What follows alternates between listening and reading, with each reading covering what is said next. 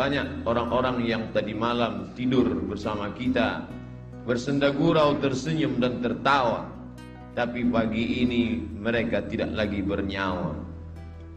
Banyak yang ingin minta panjang umur, Allahumma tawwil umrana, panjangkan umur kami. Tapi takdir berkata lain.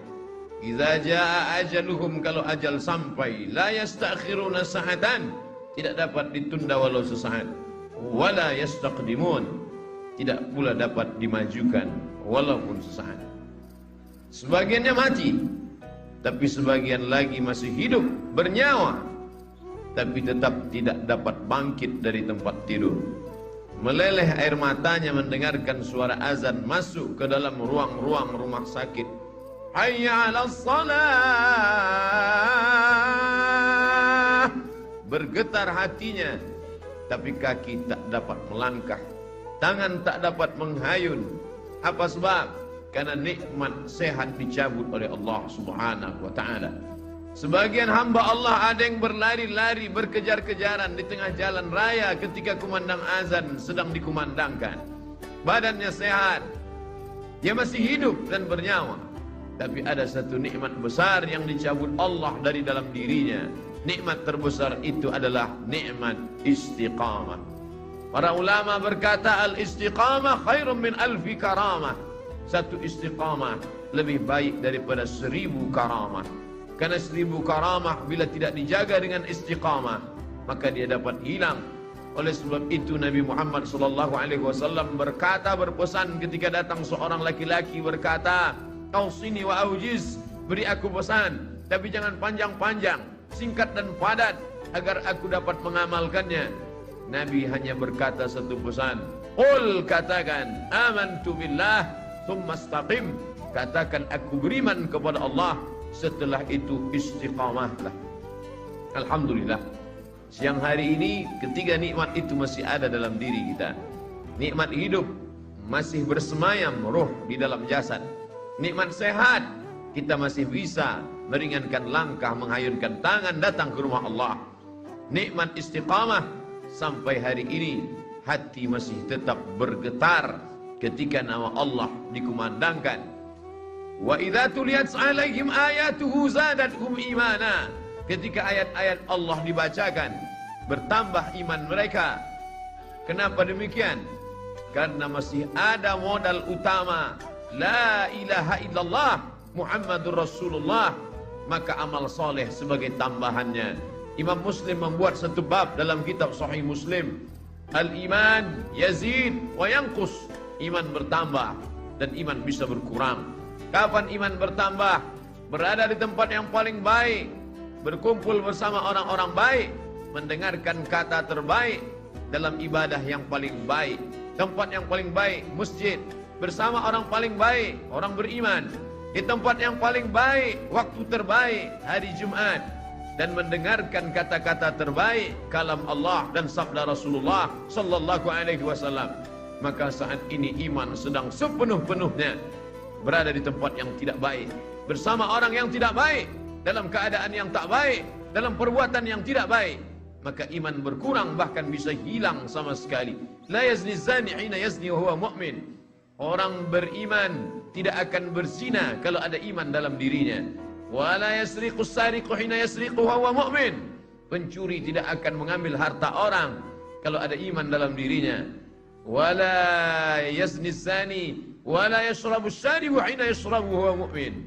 Peminum khamar, pecandu narkoba tidak akan menggunakan khamar kalau ada iman dalam dirinya. Lalu Ikrimah, murid Sayyidina Abdullah bin Abbas radhiyallahu anhu bertanya kepada Nabi sallallahu alaihi wasallam. Ketika hadis itu disampaikan oleh Nabi, didengar oleh Abdullah bin Abbas. Ketika Abdullah bin Abbas menyampaikan hadis itu, didengar oleh Ikrimah. Ikrimah bertanya, "Ayunza'ul iman?" Ayunza'ul iman? Apakah iman bisa tercabut? Apakah iman bisa lepas dari badan? Lalu kemudian syabbaka baina asabi'ihi. Abdullah bin Abbas menjalinkan jari jemarinya. Thumma naza'ahu. Kemudian dia lepaskan. Lalu dia berkata, hakadha yunza'ul iman. Beginilah iman terlepas dari badan. Hina taba, ketika orang itu bertobat, ada, maka iman masuk lagi ke dalam badan. Alangkah meruginya orang-orang yang beramal soleh, mulutnya senantiasa qomat kamit berzikir, hartanya dia pakai untuk berinfak, berzakat, berwakaf, bersedekah, berjihad fisabilillah, tapi tidak ada istiqamah, maka mati dalam keadaan malaikat maut mencabut nyawanya. Ketika itu iman tidak ada dalam dirinya. Wa qadimna ila ma 'amilu min amalin. Saatnya nanti datang malaikat membawakan amal-amalnya. Ini anak yatim yang kau sekolahkan, ini panti jompo yang kau bangun, ini infak, zakat, wakaf, sedekahmu. Faja'alnahu haba'an mansura. Tapi kami jadikan amalnya itu seperti debu yang ditiup angin, tak bermakna di hadapan Allah. Mengapa? Karena tidak ada iman. Itulah yang membedakan orang beramal soleh dengan tidak beramal soleh. Illalladzina amanu, kecuali orang yang beriman, wa amilus salihati, dan beramal soleh. Berapa banyak mereka membangun tempat-tempat sosial, panti-panti menampung orang miskin susah melarat, tapi tak bernilai hampa di hadapan Allah. Balasannya langsung di dunia, di akhirat mereka hanya tinggal menerima azabnya saja. Oleh sebab itu satu-satunya yang menyelamatkan kita adalah iman kepada Allah Subhanahu wa ta'ala. Inilah yang kita tanamkan ke dalam kepala anak-anak kita. Yang sesungguhnya kita tidak pernah menerima anak itu dalam keadaan kosong dan hampa. Tidak ada seorang pun dari kita yang istrinya mengandung 9 bulan 10 hari lamanya melahirkan anak dalam keadaan kosong. Mereka sudah diisi dengan satu program. Karena sebelum roh itu dibawa oleh malaikat ke dalam rahim, roh sudah siap, sudah bersaksi bersyahadat di hadapan Allah Subhanahu wa ta'ala. Wa iz, ingatlah. Mengapa Allah awali ayat itu dengan kata ingatlah? Karena banyak orang yang tidak ingat, mereka lupa. Maka Allah ingatkan mereka, wa iz, ingatlah. Akhadha rabbuka min bani adama min zuhurihim dzurriyyatahum wa asyhadahum ala anfusihim. Ingatlah ketika Allah mengambil persaksian, sumpah janji setia. Lalu Allah bertanya kepada mereka semua. Allah bertanya bukan karena Allah tidak tahu, Allah maha tahu, tapi Allah mau beritahu pada siapa yang tidak tahu dan tidak mau tahu. Saat itu Allah bertanya, alastu bi rabbikum, bukankah aku Rabb kamu? Semua roh waktu itu menjawab, bala syahidna, ya kami bersaksi engkaulah Rabb kami ya Allah. Antaqulu yaumal qiyamah, tapi nanti pada hari akhir kalian menjawab dan berkata, inna kunna an hadza ghafilin, kami tidak ingat, kami lupa, kami lalai. Ketika sampai ke dunia kau sembah batu berhala, sampai ke dunia kau bersembah binatang, sampai ke dunia kau sembah binatang yang melata, tidak dapat memberikan bantuan pertolongan, tidak dapat menolak mudarat, tidak dapat mendatangkan manfaat. Itulah nasib orang-orang yang lupa.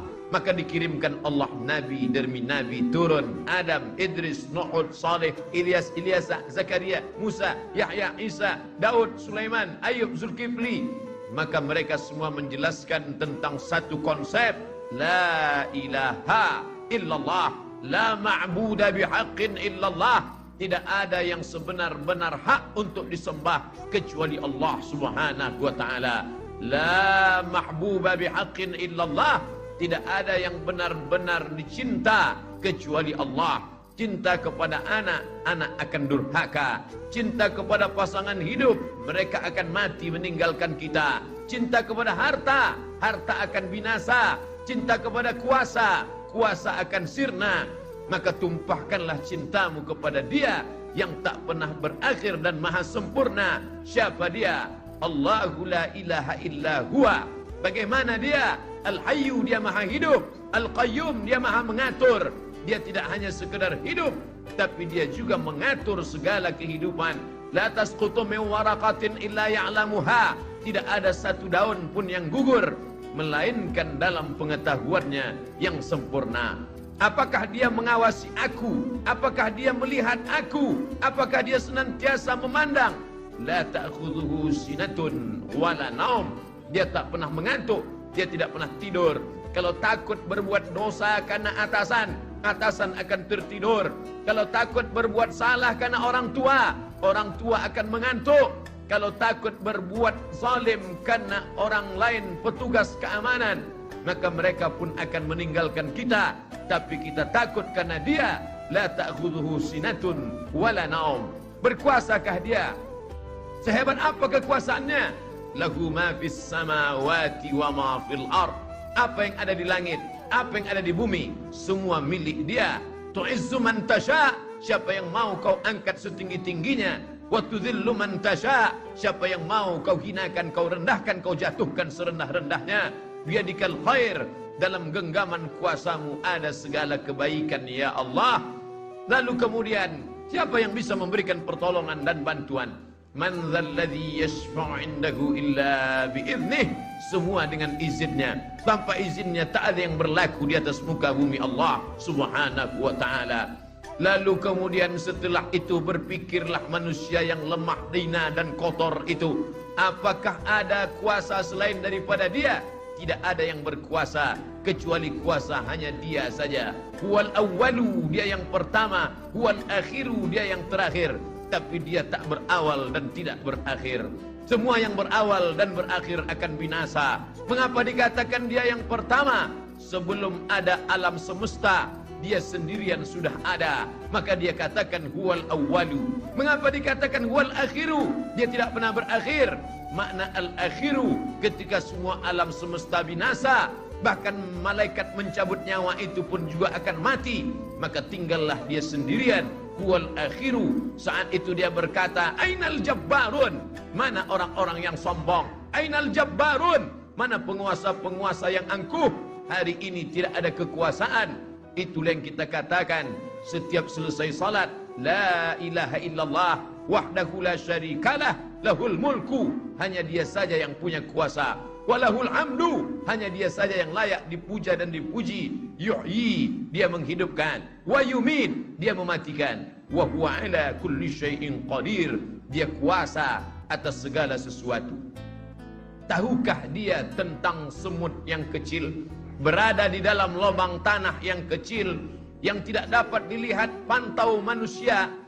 Maka dia sendiri berkata tentang dirinya, ya'lamu ma baina aydihim wa ma khalfahum wa la yuhituna bi syai'in min 'ilmihi illa bima syaa. Bagaimana kekuasaannya? Wasi'a kursiyyuhus samawati wal ard. Beratkah dia mengatur alam semesta ini? Susahkah dia mengendalikan makhluk beserta isi dunia ini? Maka dia katakan, wala ya'uduhu hifzuhuma wa huwal 'aliyyul 'azim. Itulah mengapa ketika ayat kursi ini dibaca ketika selesai subuh, kita akan dipelihara sampai zuhur. Dibaca selesai zuhur, akan dijaga sampai asar. Dibaca asar, akan dijaga sampai maghrib. Dibaca maghrib, akan terpelihara sampai isya. Dibaca selesai isya dan tidur, akan terpelihara sampai besok pagi mata terbuka dalam keadaan mengucapkan alhamdulillahilladzi ahyana ba'dama amatana wa ilaihin nusyur. Karena di dalamnya ada tauhid yang kuat, di dalamnya ada penekanan yang sangat dalam, di dalamnya hati yang takut menjadi berani, di dalamnya ada kecemasan menjadi hilang. Manusia punya hati, hati itu sifatnya lemah, dan pemilik hati itu yang maha kuat. Serahkanlah hati kepada Allah. Ada orang yang menguatkan hati dengan lagu, ada orang yang menguatkan hati dengan harta, harta materi, sedangkan hati immateri. Maka materi tidak bisa mengenyangkan yang immateri. Harta adalah zahir, sedangkan hati adalah batin. Maka yang zahir tidak bisa mengenyangkan batin. Yang bisa mengenyangkan batin, maka batin dialah juga yang bisa mengenyangkan yang gaib. Hanya yang gaib juga. Maka tidak ada lain yang bisa menenangkan hati kecuali mendekatkan diri kepada Allah Subhanahu wa ta'ala.